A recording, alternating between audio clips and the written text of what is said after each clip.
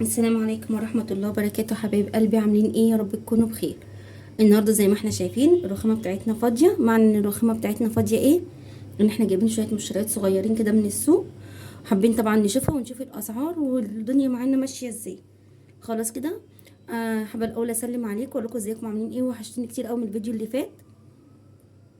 انا ان شاء الله هحاول ما اتاخرش عليكم زي ما بتاخر كده. ومحتاجه رايكم في الفيديوهات وتقولوا لي رايكم فيها ايه. ويا ريت تفعلوا زر الجرس في القناه وتعملوا لايك وشير، لان المشاهدات وقعت مني خالص. انا بقالي فتره مش عارفه المشاهدات وقعت مني خالص يعني، فيا ريت الفتره اللي انا اتاخرت فيها عليكم وقعت معايا المشاهدات. انا بقالي مرتين كده، كل ما المشاهدات ترجع تاني يرجع يحصل لي حاجه اتاخر في نزول الفيديوهات، فالمشاهدات تقل تاني. ومعلش بطلب منكم حبايبي ان انتوا تعملوا شير ولايك للفيديو على قد ما تقدروا، وتفعلوا زر الجرس. واللي اول مره يشوفني وما يعرفش قناتي يا ريت يدخل يشوفها ويقول لي رايه فيها ايه، ولو عجبته ما يبخلش عليا بالاشتراك. ماشي يا حبايبي، ان شاء الله نبدا مع بعض فيديو جديد. نقول اللهم صل وسلم وبارك على سيدنا محمد وعلى اله واصحابه اجمعين. هنشوف النهارده المشتريات اللي احنا جايبينها من السوق. احنا مش جايبين حاجات كتير، مش جايبين شويه ايه، حاجات بسيطه كده. حصل معايا موقف حابه اقول لكم عليه، هقول لكم عليه وانا ايه الفيديو شغال معايا. انا جبت معانا النهارده اول حاجه جبنا كرنبايه زي ما احنا شايفين كده، ما شاء الله كرنبايه حلوه جدا اهي. الكرنبايه دي ب15 جنيه. انا مش عارفه اصلا الكرنب ليه كده السنه دي ماسك في السعر شويه، مش عايز يرخص شويه عن كده. خلاص هي دي الكرنبايه احنا جايبينها معانا. خلاص اهي، نحط الكرنبايه كده على جنب. وجبت معاكم كمان، خلي دي دلوقتي،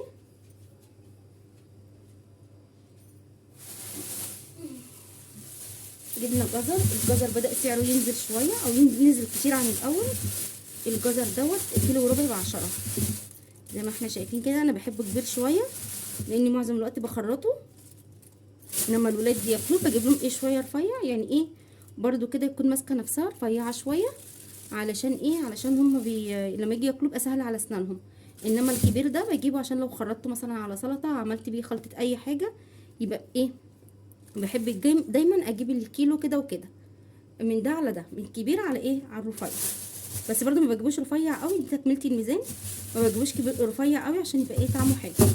خلاص ادي الجزر، ودي الطماطم. الطماطم بقى اللي محدش فاهم لها حاجه، يعني ايه، الفتره اللي فاتت كان كيلو ونص ب10 وكانت حمرا عن كده كمان. المره دي دول الكيلو ب8 ونص، حتى الراجل مرضيش كيلو وربع ب10، يعني نص جنيه ده فرقت معاه، قال لي ما ينفعش كيلو وربع ب10.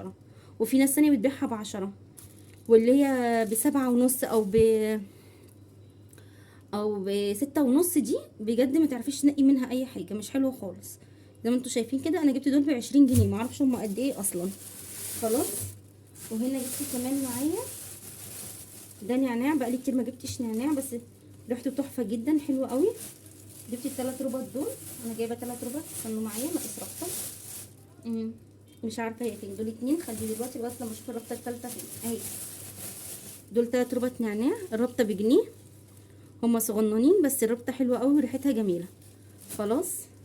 وجبنا طبعا الخضره للمحشي ديت، دي بس عشان انا جايبه ايه كرفس. دي كرفس، دي ربطه كرفس. بصوا صغنونه ازاي، كانت الاول ربطه الكرفس كده مليانه وحلوه وعيدانها تخينه، دول عيدانها رفيعه وصغننه. هي دي برضو ربطه الكرفس، دي ب2 جنيه. خلاص.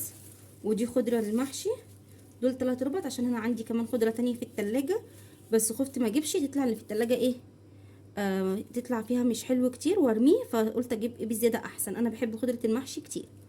ماشي. ادي دي، دول واحده بجنيه. وده بصل، انا جبت بصل من الجديد، ما جبتش بصل قديم، بس بصوا ناشف شويه اهو حلو. ايه انا كده كده يعني ايه، مش هيأثر معايا قوي، لان انا هحطه في خلطه المحشي وهحطه كمان في خلطات، فمش مهم عندي، المهم عندي يبقى فيه ميه، مش المهم عندي ان هو ينفع يتحمر. فانا جبت يا دوبك كيلو واحد بس، ده ب23 جنيه الكيلو ده. خلاص يا حبايبي. وجبت ايه كمان معاكم، بسم الله الرحمن الرحيم، اللهم صل وسلم وبارك على سيدنا محمد وعلى اله واصحابه اجمعين. بصوا انا جبت هنا دي بطاطس، ده الكيلو ب15 جنيه. زي ما انتوا شايفين انا كده كده ما بحبش البطاطس الكبيره، انا بحب البطاطس الوسط. البطاطس الكبيره دي قليل قوي لما بجيبها. خلاص انا بحب البطاطس الوسط كده زي ما انتوا شايفين. انا بحب، انا سالت الراجل تحمير قال لي تحمير، بس بصراحه مش متاكده. بس هي كلها في السوق من 15 ل 18، مفيش اغلى من كده. وما شفتش بطاطس قديمه، كل اللي شفتها اللي هي دي. بس انا برضو ما لفتش السوق كله، مش هضحك عليكم اقول لكم ان انا رحت السوق كله، لا انا لفيت تقريبا نصه بس، لاني نزلت متاخره ما نزلتش بدري. خلاص انا بصور لكم دلوقتي وخلاص المغرب قرب يأذن. انا لسه جايه من السوق تقريبا من ساعه، بس قلت ايه اقعد ارتاح شويه وبعد كده اصور لكم الفيديو. خلاص كده يا حبايبي، دول خليهم على جنب دلوقتي. انا هقول لكم دول فيهم ايه. جبت كمان ده بتنجان المحشي، انا عجبني بتنجان المحشي النهارده. الولاد عندي بيحبوا البتنجان، انا ما بحبوش كبير قوي، فانا جبت حاولت ان انا ايه اجيب اصغر حاجه على قد ما اقدر، يعني ان انا 1 كيلو بالعافيه زي ما احنا شايفين كده. طبعا احنا عارفين ان ده مش وقت البتنجان ولا اوانه، بس انا لقيته حلو وعندي الولاد بيحبوا بتنجان المحشي، قلت اجيب لهم كيلو على نفسهم. بتنجان المحشي ده كان ب10 جنيه كيلو. خلاص انا نفسي اكل محشي، انا عندي ايه بنتي مش بتحب الكرنب قوي، فجبت لها كيلو على نفسها يعني. وجبت الفلفل ده، هما بيقولوا عليه فلفل قبي، انا ما اعرفش يعني ايه فلفل قبي، بس ايه انا جبت الفلفل ده اللي هو الفلفل الاسكندراني ده، احنا بنقول عليه فلفل اسكندراني دوت. جبت برضو نص كيلو، احنا بحب قوي مع المحشي يعني، طول ما ده موجود في السوق انا ده اللي بجيبه وحشي، ما بجيبش الرومي. خلاص ده الكيلو كان ب 14 جنيه، انا جبت نص كده ب 7 جنيه.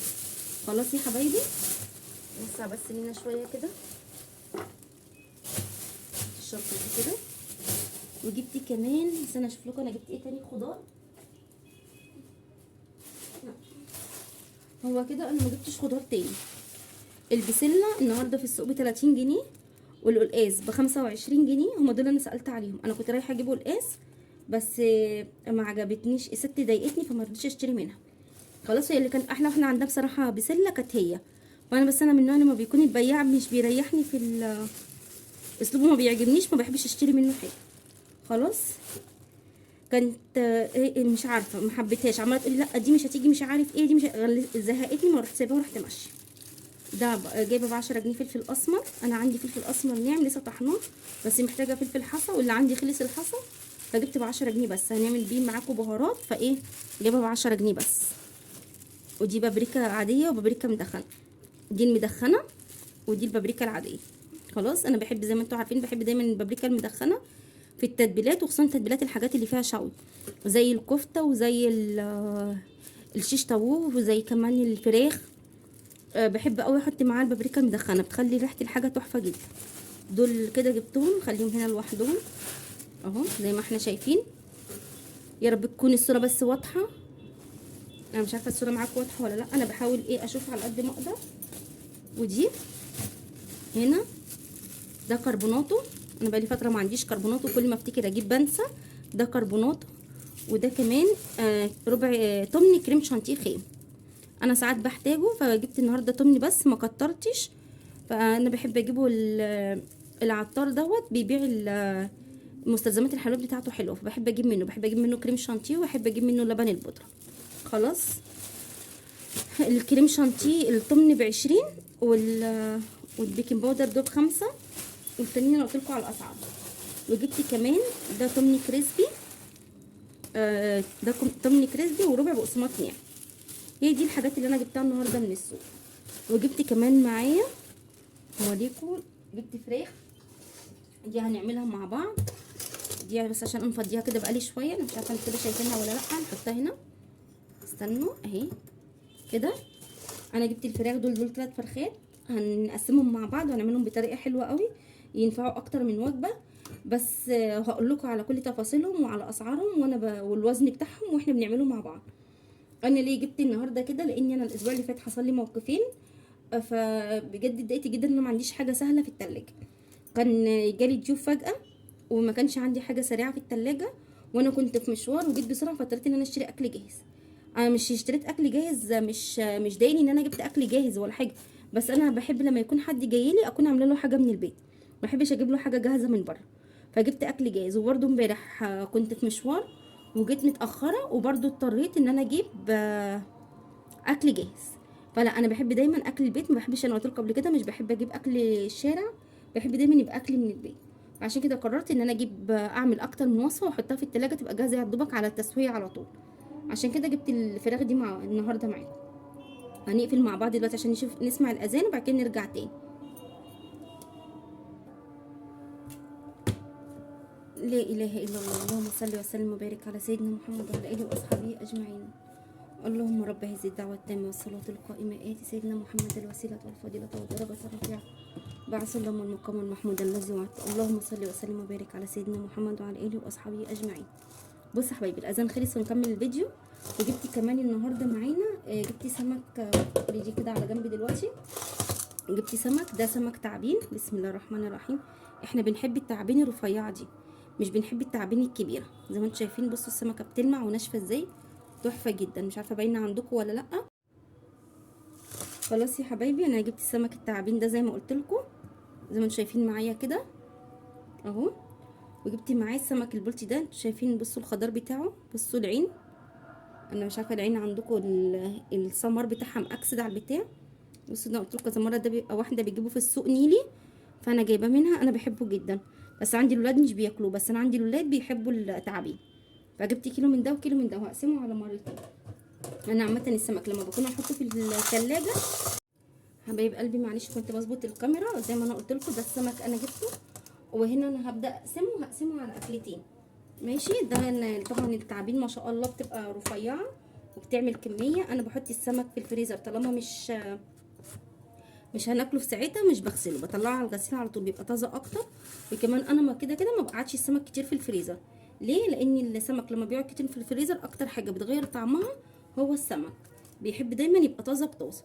فعشان كده انا ما بحطوش كتير في الفريزر. انا يا دوبك بس انا جبت كيلو، فكيلو يبقى كتير علينا، فانا هعمله مع الاكلتين بس زي ما انتم شايفين كده معايا. خلاص انا كده قسمت اهو، دي اكله ودي اكله. انا عندي الولاد ما شاء الله بيحبوا التعابين، فبألف هنا وشفا. فهي كده ايه الاكلتين معايا بس. ادي دي كده اكله ودي كده اكله. احط دول في علبه تانية، وانا بفضل ان انا اشيل السمك في علبه، ما بحبش اشيله في الاكياس. تمام، اولا عشان ما بيزفرش الفريزر، تاني حاجه بتبقى ماسكه السمكيه ماسكه نفسها. لما بحطها في كيس بحس ان السمكيه كده طبقت في بعضها. خلاص يا حبايبي، وان شاء الله نتقابل فيديو جديد في توضيب الفراخ. وزي ما انتم شفتوا دي شويه المشتريات اللي انا جبتها معايا النهارده، مش مشتريات كتير بس ايه، كان اهم حاجه عندي ان انا اعمل وجبات متوضبه في الفريزر زي ما انا ما قلت لكم. خلاص اسيبكم على خير واشوفكم في فيديو جديد، والسلام عليكم ورحمه الله وبركاته.